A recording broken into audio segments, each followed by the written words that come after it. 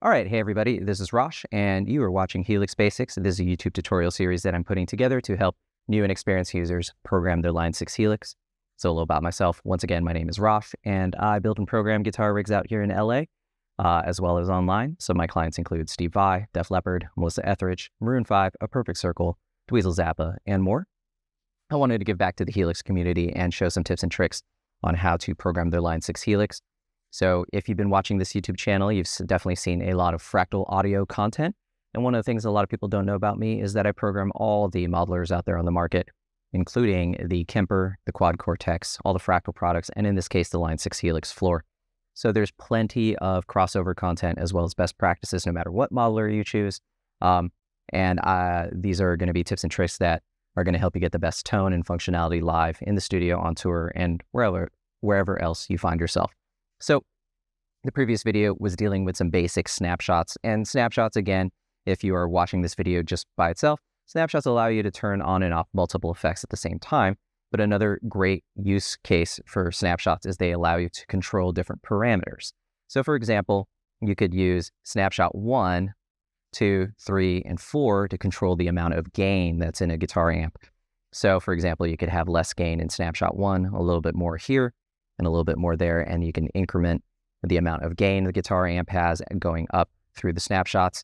You can, of course, do this with different other parameters, like, for example, you can do this with the gain or distortion on an overdrive pedal, etc. So this is really useful for a lot of users where maybe you just want to control either levels of volume or the amount of gain an amp has, and so we're going to go into that now. So the first thing that we're going to do, I'm going to quickly dial in a basic amp sound.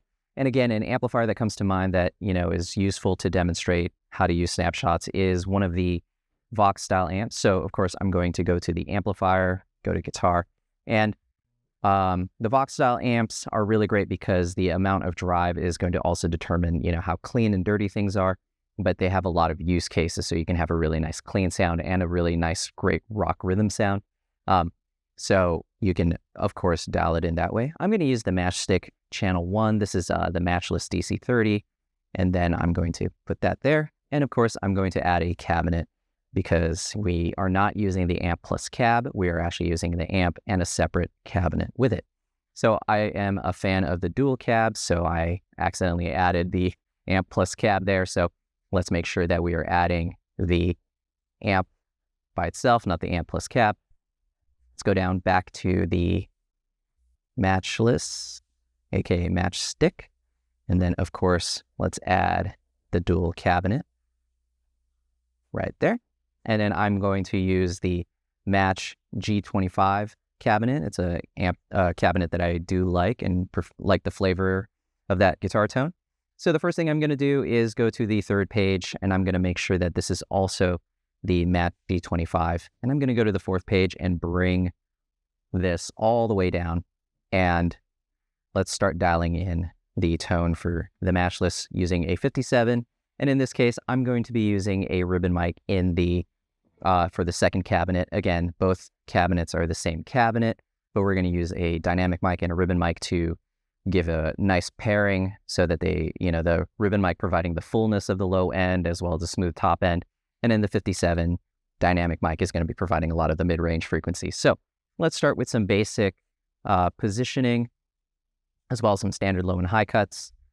So I like to start with 80 and 8,000. And of course, we can bring this down if it's too bright. And the distance, I like it right up against the grill cloth there. So let's start here. And this is probably going to already be too dirty. I'm looking for a clean sound for this. So yep, right away, I'm going to roll back the bass, roll down the cut, and roll down the drive. Even more. And of course, I'm going to bring up the channel volume to compensate. All right. So that's a pretty somewhat decent clean sound. And of course, I'm going to move this a little bit closer to the center. Now, if you're listening to this and going and, thinking, well, that's pretty thin. Again, I'm always thinking that the ribbon mic is going to provide some of that fullness as soon as we blend it in. So great. So let's go to the ribbon mic. And again, I'm going through this quickly. If you want to go more in depth, there are other videos that I've made out there that go more in depth about dialing in this tone. But again, I'm just going with some standard low and high cuts and positioning, and then we're going to basically use the scenes to control the amount of gain this particular amp has. So let's blend in the ribbon mic at this point.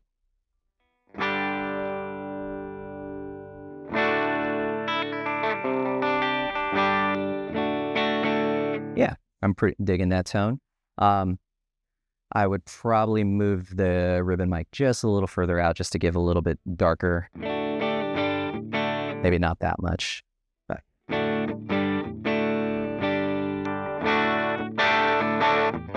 Great. So now what we want to do is we have a clean sound. So maybe we use a clean sound.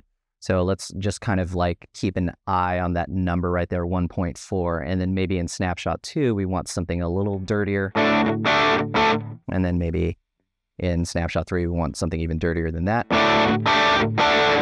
And then we can, of course, have like a rock rhythm sound. And as you notice, the volume of it is also having some discrepancies as well. So what we can do is we can use each snapshot to control not only the amount of drive, but also the channel volume. So this allows you to tailor exactly how loud you need each snapshot. And you can even, maybe make the last snapshot like a lead sound, because so you can have a little volume boost for that.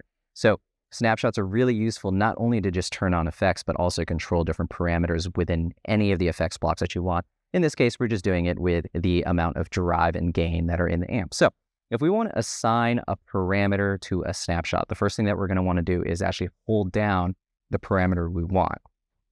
So right there. Oops.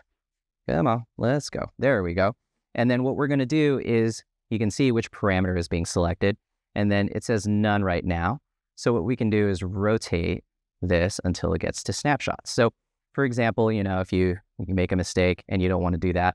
So again, you can hold this down and you can see that the controller that we're going to do is going to be tied to the snapshot.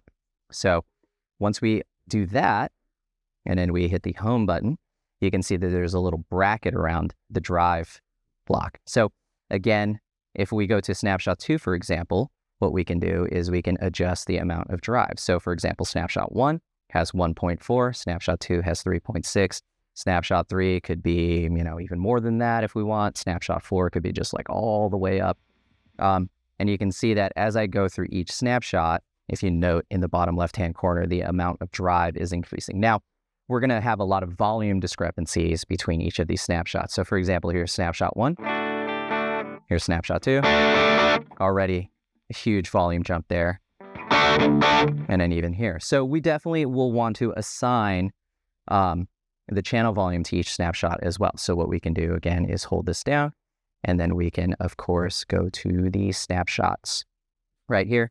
We're going to hit the home button again, and you'll notice that the bracket down there is also, or the channel volume down there also has a bracket around here. So we can go through each snapshot and level them out.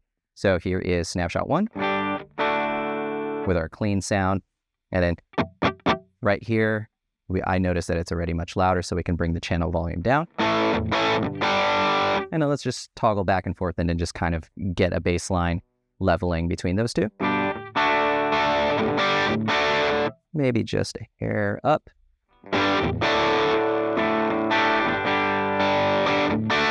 And then the next step is, of course, even more gain, and we can bring the channel volume down again.